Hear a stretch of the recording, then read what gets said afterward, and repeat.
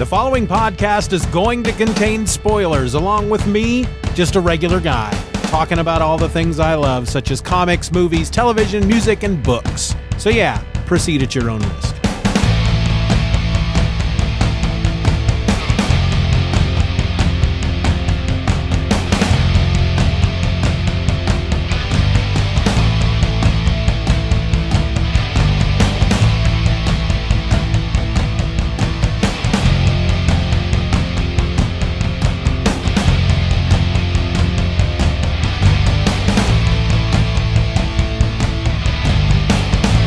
Welcome to another episode of Just Another Fanboy. My name is Steven. What's up? How's it going? I'm doing my thing. How about you? You being good? You being all right out there? You living life? You living large? You're doing your thing? You making that cheese, that cheddar? You paying them bills? You loving somebody? They loving you back? How's life? I don't know where I'm going with this. I'm just doing it. I'm just saying it. Sometimes that happens. I have an agenda, I hit record, and I stray. That's something you should be used to by now. The tangenting, the straying, the talking for no real purpose at all. That's what I do. But let's stop that, shall we? Let's do. So I'm talking about an indie book, an old indie book from 1986 called Elflord. This is the first issue, but before I get into it, I just want to remind everybody that you can pre-order my new book, Then a Penguin Walked In, and Other Tall Tales. You can go out there and pre-order that ebook now for just $2.99 before it releases on December 4th at $4.99. You can do that over at penguin.stevenorelse.com. Another reminder, if you listen to other shows that I do besides this one, I've got Steven or Else, I've got Event or Else. If you listen to all three of those shows, I urge you to go out and subscribe to the Everything or Else feed, because you're going to get all three shows there on one feed. Everything or Else, the one feed you're ever going to need. All right, so Elflord #1, this is from 1986. And it comes from a publisher called Aricel, and I believe they were out of Canada. I'm not trying to say that disparagingly. I got nothing against Canadians, okay? Don't try to read something that's not there, is what I'm trying to say here. Settle down.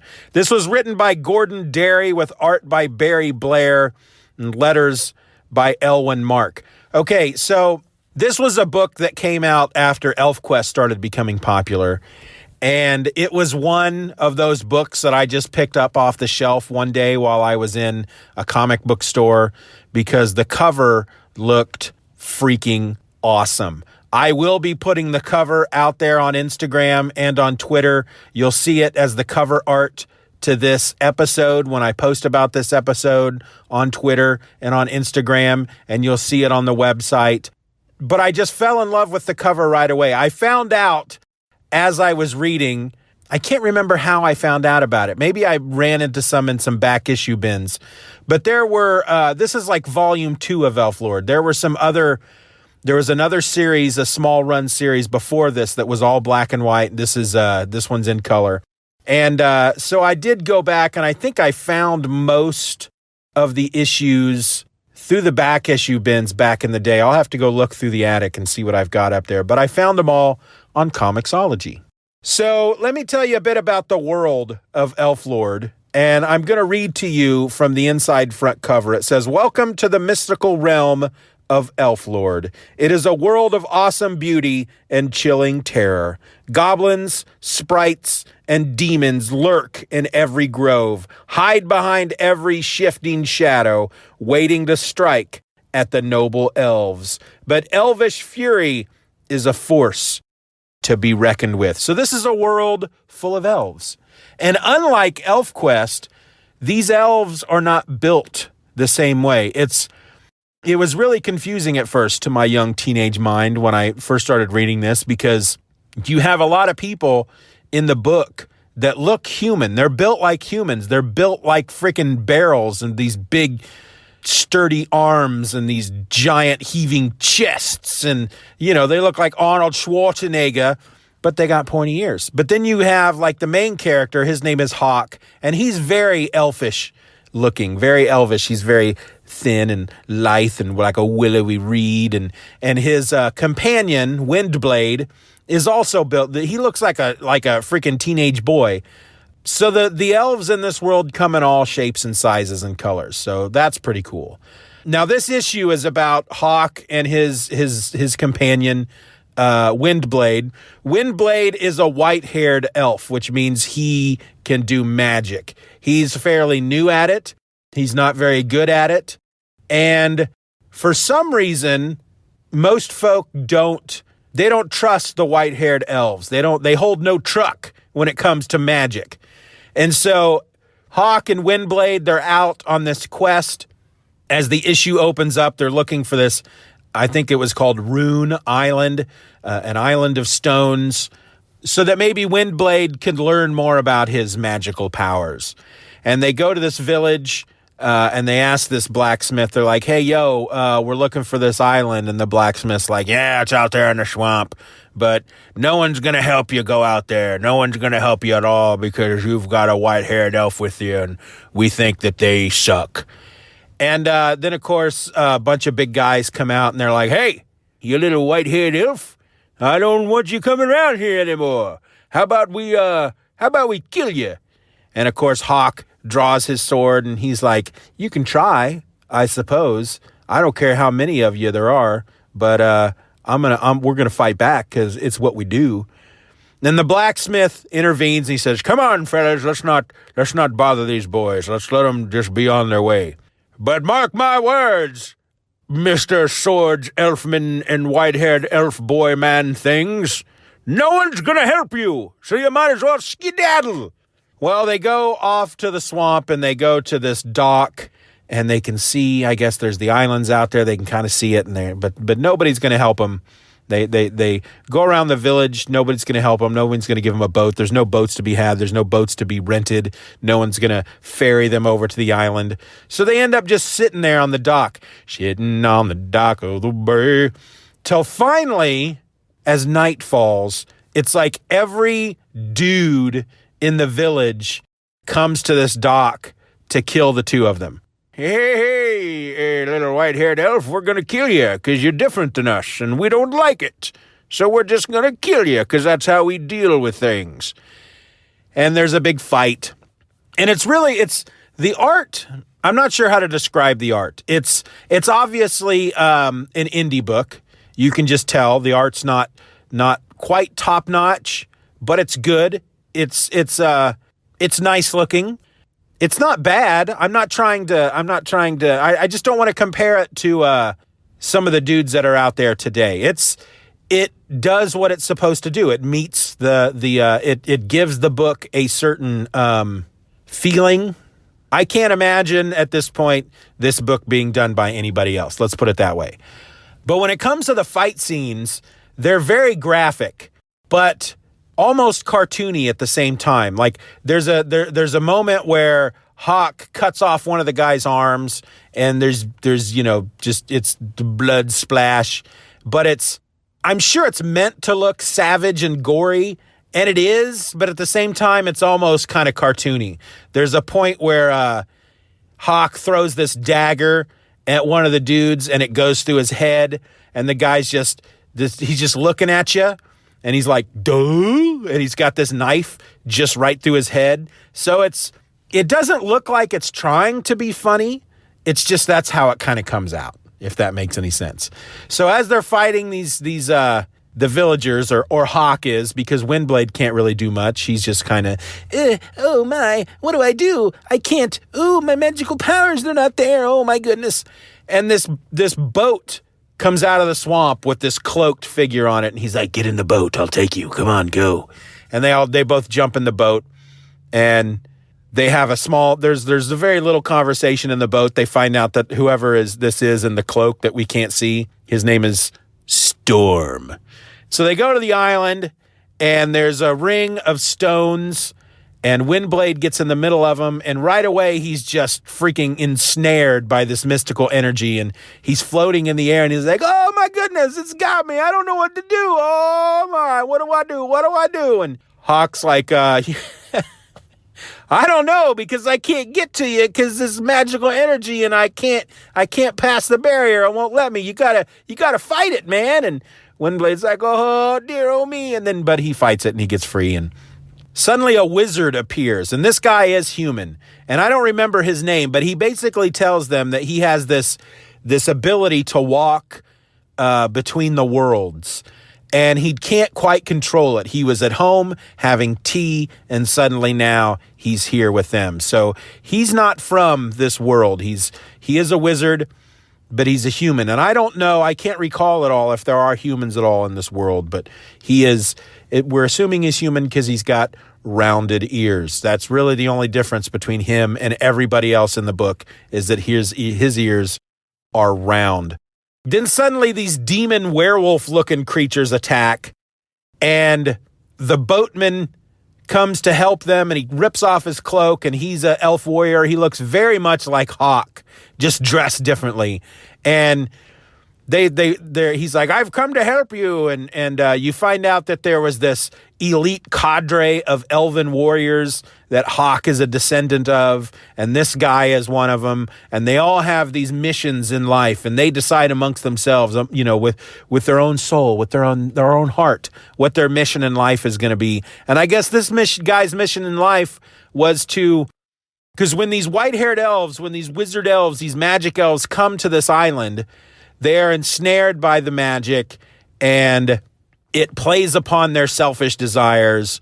And if you are not a good person and you're a very selfish person and all you crave is power, you turn into one of these demon things. And so Storm is there to watch out for any white-haired elf that can overcome these selfish desires and not turn into one of these demon things, and then protect them. And what he's protecting them from are all these demon werewolf-looking things who were at one time white-haired elves who were overcome by their selfish desires and gave themselves to the magic, and now they're demons, and they want to, like vampires, suck the magic out of Windblade. So there's a big fight. Storm is killed, but he's pretty happy about it. He's pretty content because his mission in life was apparently to protect Windblade, and he did so. So he'd been working all his life for this one battle to protect him once, and then he dies, and he's like, yes, I can die contentedly now. And then the wizard and Windblade and Hawk, they leave, and they go venture out into the world. And that's how the issue ends. So again, I picked this book up off the shelf at a comic book store simply for the cover. The guy who did the art in the book is the same guy who did the art on the cover. Yet at the same time, the style of art on the cover is not quite the same as it is in the interiors. If anything, the cover looks much better than the interiors. The interiors are good, don't get me wrong. They're fine, they're great, they're enjoyable, I like them. But it's kind of, nowadays you're kind of used to that, because a lot of times nowadays, a lot of these big books, Marvel and DC, they will hire somebody else to do the cover. And so what you're seeing on the cover, not only does it not depict anything that's going to happen in the book, you could have Wolverine, for example, standing by a motorcycle with the cowboy hat on, smoking a cigar, and then in the entire issue, there's no time in the issue that Wolverine is shown out of costume with a cigar or with a motorcycle. But that's what the cover is. And then to add what I feel is insult to injury, the art on the cover is done by somebody completely different. So not only does it not depict anything that you're going to see in the book, it does not depict the level of art or the style of art that you're going to see in the book. And I may be set in my ways. I may be an old man that doesn't hold no truck to these modern ways, but I've always felt that was that was not a good practice.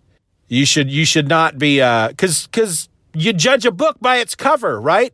A lot of times you want to look at the cover of a book and go, okay, this is the book that I want. And then you pick it up and you open it up and you start looking at it and you're like, nope, This is not the book that I want.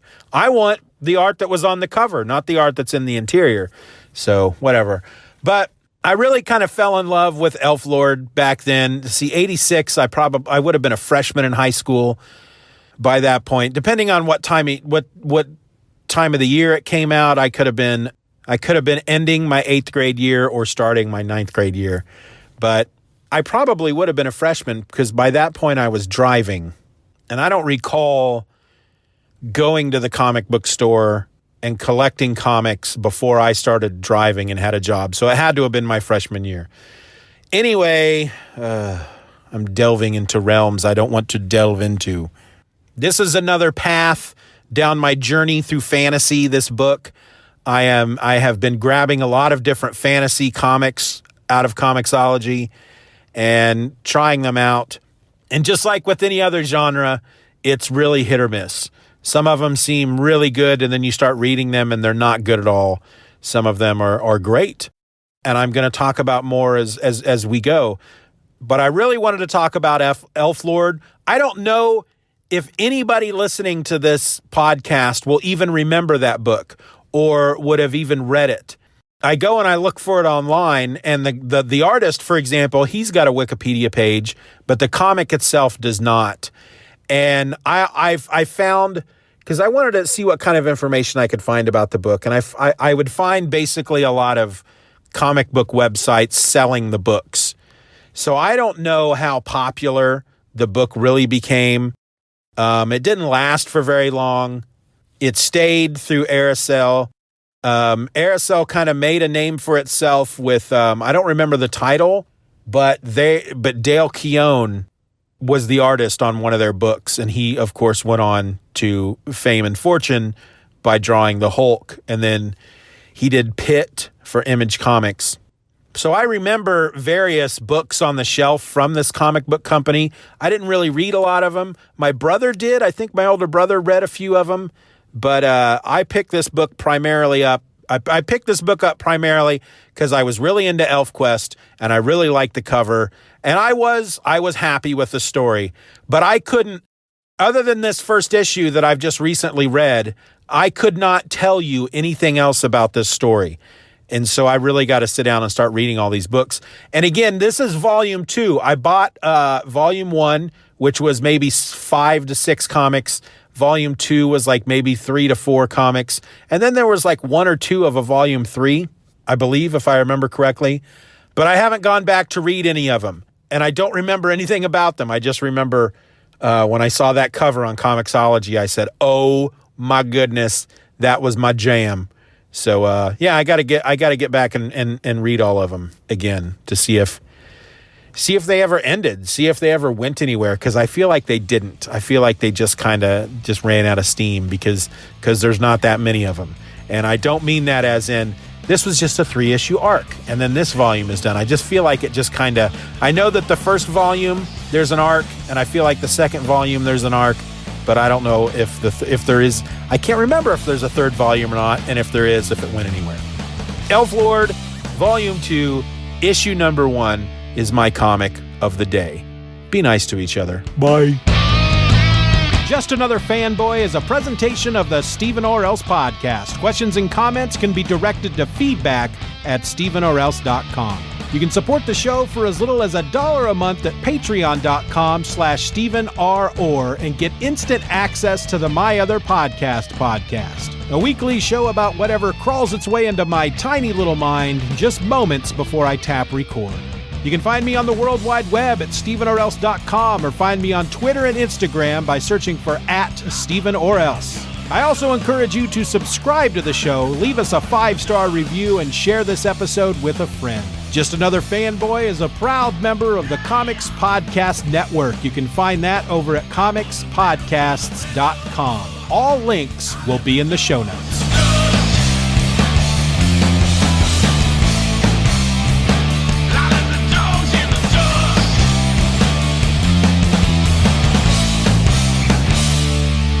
Bye-bye, Daddy. Bye-bye, Daddy. Good job.